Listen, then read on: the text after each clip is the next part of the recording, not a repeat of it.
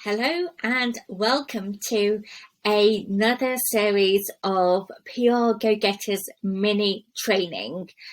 Each week we cover different aspects of PR just so you can get familiar with what it is and what it isn't, and also how you can use it for your business. So today we're going to cover what PR is and what it can do for your business.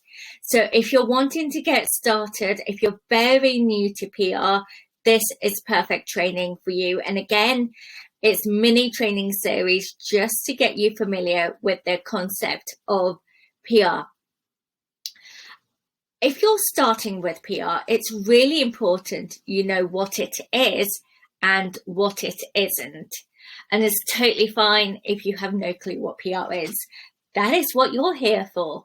I do PR day in and day out, so I understand it, but I realize it's probably a new concept to you.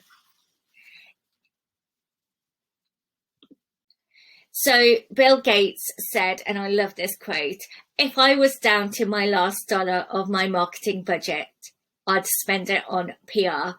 So this quote shows the importance he placed on PR, and it shows you how important it is for businesses to thrive as well as to grow. So if you're wanting to grow your business, or in these times just to thrive, PR is so essential for your business. And we're going to cover what PR actually is and what it means. So most people think PR stands for press releases. It actually stands for public relations, and that people assume that all a PR does is sends press releases, whereas actually that's a least effective way of doing PR, because you don't just want to send press releases and then hope for the best, which in PR terms is called pray and spray. You're just sending it to all the journalists. It's not even relevant to them, but you're hoping it gets some coverage. And believe it or not, some PR agencies use these tactics. There is no reason why you can't do your own PR, and these are training sessions that are going to help you get familiar with trying to do your own PR. So media relations is one aspect of PR. It's probably, my guess is, something you're more interested in, you know, getting featured in magazines, on TV, on podcasts, on radio. You know, when you think of PR, that's probably what comes to mind, and it's just one angle of PR. And that's what we're going to really focus on. So it's earned media. So someone else saying how good you are rather than you saying how good you are. And also, which is something I'm seeing a lot more of, people paying for PR. You know, paying Forbes, paying Yahoo Finance to write an article about you. That is not PR, that's placement. And you don't want, none of what we cover is going to be about paid media. It's all earned media. So when this morning, or BBC News calls you up for a feature, you don't pay to be there. Again, when Red Magazine or Forbes contact you for a feature, if they've contacted you, you do not pay for it. However, I do know there's people paying to say, we're looking for top business coaches in Forbes magazine or Yahoo Finance. They entice you, and then you realize actually it's placement, which they've dressed up as PR. So just want to get clear on what we're going to talk about. So really, in a nutshell, PR is how the public perceives you and your brand. It's also how you communicate with your public. And now each one of you will have a different public. So your public can be employees, shareholders, investors, clients. So even writing a newsletter is an act of PR. And it's also how you deal with the media, because that really defines your PR for you, how you're perceived by the media. Is how you speak to your customers, whether good or bad. Your customers may leave you a review or speak about the experience they've had from you. And all too often we see really bad examples of this. When a restaurant has done something wrong, we are quick to go onto Twitter and social media and let our audience know about this. But also, I think if we're doing that, we really ought to do, tweets on whether a service has been good or bad. And I personally make more of an effort to talk about good service, because that's really important in this day and age. So it's how you speak to your customers, and also to your stakeholders and employees as well, because if your employees leave the company, you really want them to say great things about you.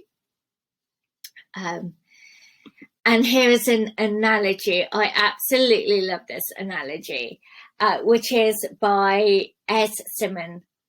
So if a young man tells his date how handsome, smart, and successful he is, that's advertising. If the young man tells his date she's intelligent, looking lovely, and is a great conversationalist, he's saying the right things to the right person, and that is marketing. So really, the messaging, to the right person, not just to everyone. He's not saying to everyone in the restaurant how lovely and intelligent they are, but to his date.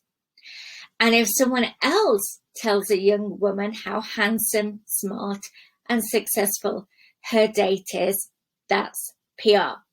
So if you look at it, you getting featured in a magazine or on TV or radio or podcast is essentially someone else saying how good you are, rather than you buying an advert in the magazine or on TV saying, this is who I am, this is how much I charge, and this is where you can find more about me, my products, my services, and here's our website.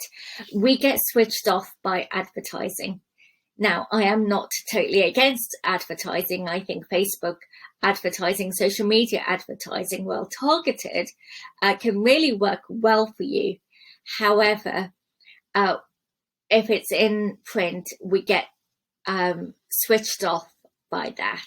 So, and also, for some of my clients, I've used their PR coverage as a advert on social media. So a client of mine was featured on This Morning, and the presenter, which was Ruth Langsford at the time, it was in the summer, and Sarah Jossel were talking, who is a beauty person for This Morning. We're talking about my client's brand, and there was trying their products, saying how great it is, saying lovely things, trying it out, and they sold out of their products. Now, that was fantastic as a small brand for them. However, when you use that as an advert, so get that actual clip and turn it into a 2-minute Facebook ad or as Instagram or social media advert, that's quite powerful. And the reason it's powerful, it's still somebody else saying how good you are, even though you paid for the advertising. And that's because we're all recognizing certain media brands. So the reason my clients sold out again of their products was because their audience understood and knew who the brand, the TV show was This Morning. Their brand was respected. They weren't on it, but their products were on the show. And somebody else who is in a respected position telling them, the audience, how great this product is. Now, even people who did not watch this morning on that day at that time, would have been impressed by this. And it's a luxury item as well, so for it to sell out was incredible. Okay, so what can PR do for you? So let's look at exactly what PR can do for you. And there's a lot of different things PR can do for you. And it will be different for each and every one of you. It depends what you want from it. But when doing PR, you absolutely need a strategy. By knowing what it can do for you, you can create that strategy for you and your business. And it means focusing on the things that will help. So I often get people saying, Maya, can you get me into Vogue magazine? And now my question to them will be, why do you want to be in Vogue magazine? So if your ideal clients never pick up a copy of Vogue magazine, it is absolutely pointless you being in there, because the point of PR is to get your product sold, get your services booked out. And by being in a magazine that your ideal clients don't consume, then you're not really getting that return on investment. And it's really important to create a strategy before you start with doing your own PR. So I would recommend you focusing on why you want it, and then what publications will help. And also, by focusing on getting media, and we're talking about the right media, this is what it can do for you. Getting media is third-party endorsement, which is other people saying how good you are. And we covered this earlier. And also, when they say how good you are, so if you were in Vogue magazine or Red magazine, or if you were in the Daily Telegraph, what you're allowed to do is use those logos on your bio and website. So you may have seen either your competitors or other brands saying, as seen in the Telegraph, Red magazine, BBC, Sky News. And that's because they've been featured on those, and they are trusted brands.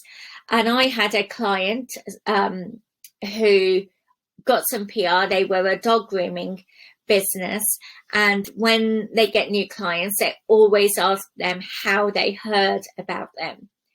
And after they got PR, they got quite busy, but they didn't just want to assume that it was all due to the PR.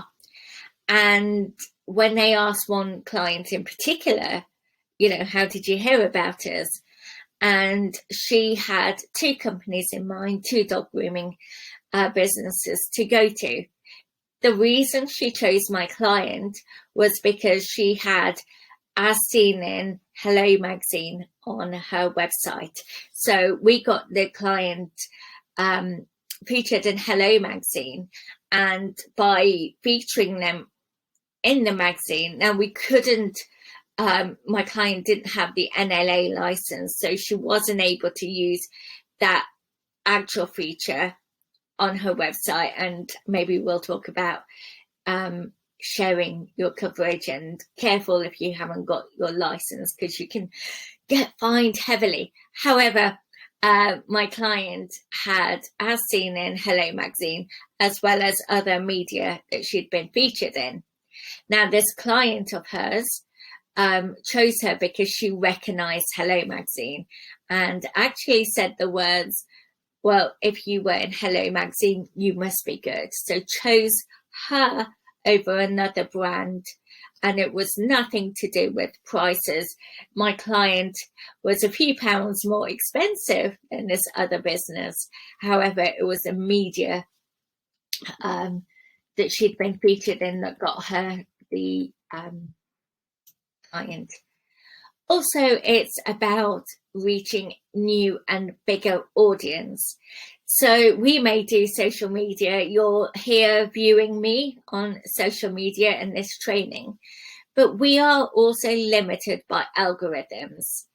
And yes, social media is part of your digital PR, but with media, you're getting a new and larger audience. So, so many times you may have heard people say, oh, my post isn't being seen. It's the algorithms that are messing it up, or not being seen by who you want. Actually, by being in the media, it has nothing to do with algorithms.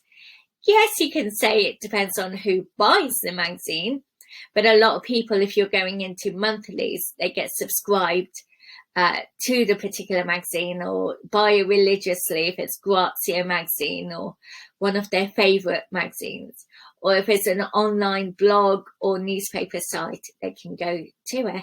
And also, people say to me, oh, print is dead. It may die in 10, 15 years. It's not dead yet. So I would very much still look at being in print and newspapers, and also look at the shelf life of a newspaper or magazine. If you're done with it, hardly ever do we throw a magazine in the bin. We may send it to our doctor's surgery, our salon, other waiting rooms, and how many people pass it on. It may go into your office. Your colleagues may take it home and someone else reads it. So just look at how many readers one magazine or newspaper may have. Also, sales. Again, I touched on it earlier. You don't do PR or media because of vanity reasons. You don't just go into any magazine or any media just for vanity reasons. I mean, of course, if Vogue come knocking at your door, do not turn them down. Even if your ideal clients don't read it, it's still great, but I wouldn't be chasing those publications. So by being in the media, you need to get the same return on investment, ROI, from PR as you hope to do by advertising. And I think this is what most people get confused about, because they say, I can definitely be in Vogue magazine if I take an advert out. Although that may be true, we get switched off. And also your advert might be at the back. It might be a very small size. You may not be able to afford it. People may skim past it. There's so many reasons why that advert doesn't get seen. Whereas if you see Vogue magazine, they have sort of 20 odd pages, don't they, before you get to the editorials. Gucci, Louis Vuitton, all take out advertising and pages of it, which shows the power of their brand. But we're here talking about small businesses and small brands and how they can get the same media attention. So, done right, PR can drive sales for you or get you booked out. And this is another one that gets overlooked: investors. So if you're looking for investment or a round of funding, and you need an investor to come on board, PR is really good for that. Because if you look at investors want you to do PR if they're going to invest in you, because they know that if the media feature you, you will absolutely do well. And it shows that you are also media worthy. This is the point. There's a lot of things that investors look at, and PR being a strong pull towards that. And if you're media worthy, that's a win for you. SEO is great for your PR, and it's great to get PR. So SEO is search engine optimization. So being found by your customers or other media via Google and search engines. So for example, we're going to use local print. So when I have a formula, when a client comes to me via my membership and wants PR, I tell them to start with local media. Why do I do that? Quite a few reasons. But let's focus on the point of it from SEO. So when they say to me, and a lot of people say, oh, Maya, no one reads our local paper. Nobody buys it. Now, your local paper, if you pitch it correctly, will feature you, depending on the product and services, of course. But they will be more likely to feature you because you're a local person in that area. And by doing that, they will have a website attached to it. So you'll be most likely in the newspaper, and you will also be in the website, on the website or web pages, which is fantastic. So I had a Clubhouse room that I was running a few months ago, and one of the members, I think you call them, came into my PR room and said, how can I get some press? I recommended he go to his local media. He was from Liverpool. And again, he said to me, oh, nobody reads the local media. So, these rooms were happening 3 times a week. And I said, look, just contact your local paper. It's great for your SEO. Now, when he returned, maybe 2-3 weeks after, he'd had the local media, but he also wanted to prepare for his Sky News feature, which was a delight to me. And hearing that. And when I asked how that happened, he said it very much happened via being in the local media. So Sky News were searching for some keywords and he came up. So when you get featured in the press, what you will see, if you type in your name, a few things will happen. But if you type in your name into Google and you go into the news feature, that will show all the newspapers or online press that you've appeared on, whether it's blogs or other things. And that will really help your brand. Also, it helps, so clients of mine, if they've had bad news or some negative media, what they really want to happen is to push that down and push, where do you bury bad news? Page 2 of Google. So what we do is work on their news features and try to get them on top of Google. And by being in Metro or even the Daily Mail or higher ranking news sites, often gets you higher up on Google. And the next one is it's great for brand builder positions or expert status.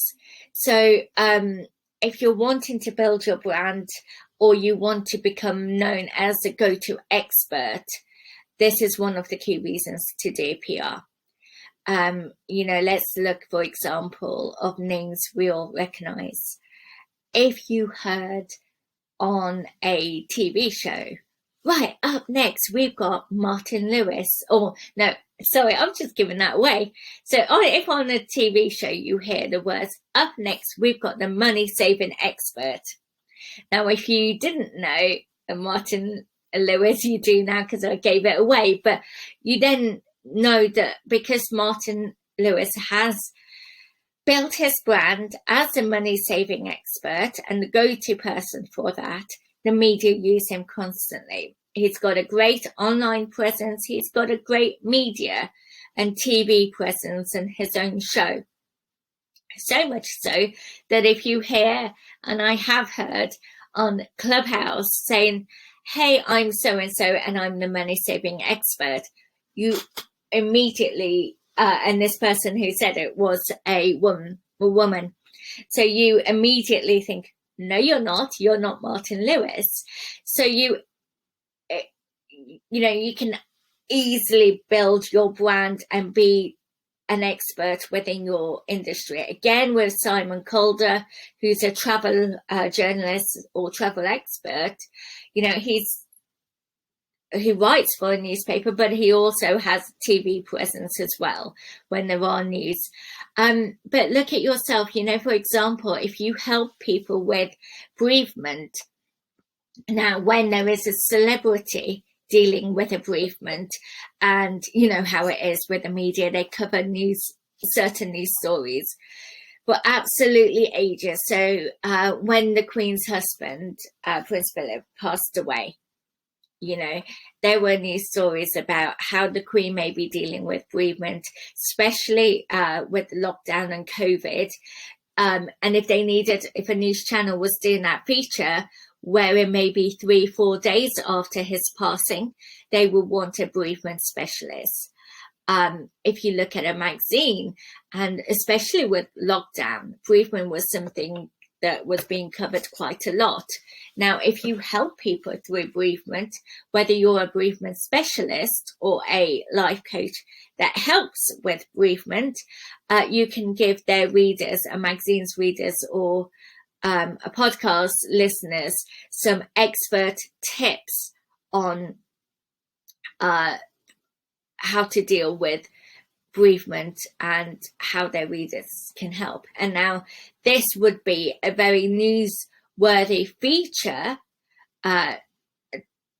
for you, or for the magazine as well, because if you look at it from a journalist or editor's point of view, they have pages and pages to fill, and what they're really looking for is people like you to help them fill those pages and help them fill it with what their readers or viewers or listeners will be interested in. So I think really see how you want to position yourself. And so now over to you. What do you want PR to do for you and your business? Why are you here? Why are you here in the PR Go Getters Facebook group or on the YouTube channel? Why are you wanting to learn about PR? Apart from it maybe being fascinated, you clearly, most of you will want PR. Now, really focus on what it is and why you're doing it. So at the beginning, I said it's about building a strategy. If you build a strategy around PR, then you know exactly what PR to go for. And your goals can be short term or it can be long term. So for example, if you're a product-based business, you may think, I need my products in the Christmas press, in which case Christmas for the media starts in July. There's an event called Christmas in July. So when I have clients who are looking for media for Christmas press, we start their campaign in June, just to get them ready for the Christmas press. Now, you can have a short-term goal by saying you want your products sold out, or if your products are limited edition, you can have some hype around that product by using PR. Or you may be like Martin Lewis, you might want to be the go-to expert within your industry. And in that case, it may be a longer term. So I'd love to know your thoughts from this session. Please pop them in the comments below. Also, if there's anything else you want me to cover on PR, do let me know. PR is a vast subject. There's so much to cover. So I'd be more than happy to cover it with topics that are of interest to you. So thank you for being here and listening to this, and I'd love to know your thoughts. So until next time, thank you and see you later.